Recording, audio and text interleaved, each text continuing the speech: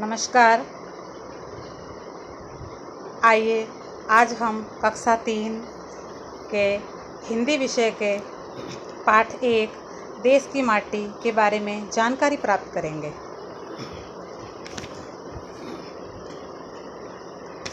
देश की माटी कविता कवि रविंद्रनाथ टैगोर द्वारा रचित है। इस कविता में कवि प्रभु से प्रार्थना कर रहे हैं। प्रार्थना करते हुए कुछ कह रहे हैं। क्या कह रहे हैं, आइए हम जानते हैं इस कविता के माध्यम से। देश की माटी देश का जल, हवा देश की देश के फल, सरस बने प्रभु सरस बने। कवि ईश्वर से प्रार्थना करते हुए कह रहा है कि हे ईश्वर, इस देश अर्थात भारत की मिट्टी सरस बने। सरस अर्थात उपजाऊ बने। इस देश की हवा सरस बने यानी कि सुगंधित बने। इस देश का पानी सरस अर्थात मीठा बने।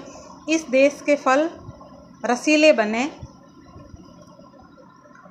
अगली पंक्तियों में हम देखेंगे, देश के घर और देश के घाट, देश के वन और देश के बाट, सरस बने प्रभु सरस बने। कवि ईश्वर से प्रार्थना करते हुए इन पंक्तियों में कह रहे हैं कि इस देश के घर सरल अर्थात खुशहाल बने। नदियों इत्यादि के घाट सरल अर्थात सुरक्षित बने। देश के वन हरे भरे और रास्ते आसान बने। अगली पंक्तियों में अब हम देखेंगे, देश के तन और देश के मन, देश के घर के भाई बहन, विमल बने प्रभु विमल बने।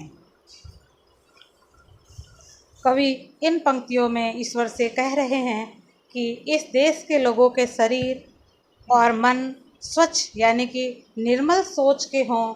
यहाँ के लोगों के हृदय में एक दूसरे के प्रति प्यार स्नेह हो। सब आपस में भाई बहनों की तरह निर्मल हृदय के साथ रहें। देश की इच्छा देश की आशा, देश की शक्ति देश की भाषा, एक बने प्रभु एक बने। इन पंक्तियों में कवि ईश्वर से कह रहे हैं, इस देश के लोगों की चाह, यहाँ के लोगों की उम्मीदें सब एक जैसी हो। किसी कारण से कोई मन में भेद नहीं हो। यहाँ के लोगों की ताकत हमेशा एकजुट हो और यहाँ के लोगों की भाषा अर्थात बोली एक जैसी हो। देश की माटी देश का जल, हवा देश की देश के फल, सरस बने प्रभु सरस बने।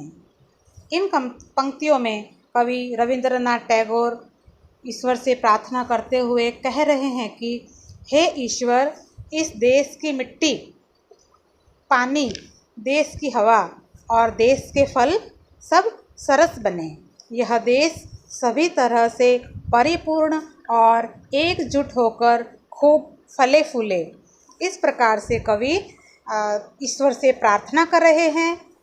हमने इस देश की माटी कविता के माध्यम से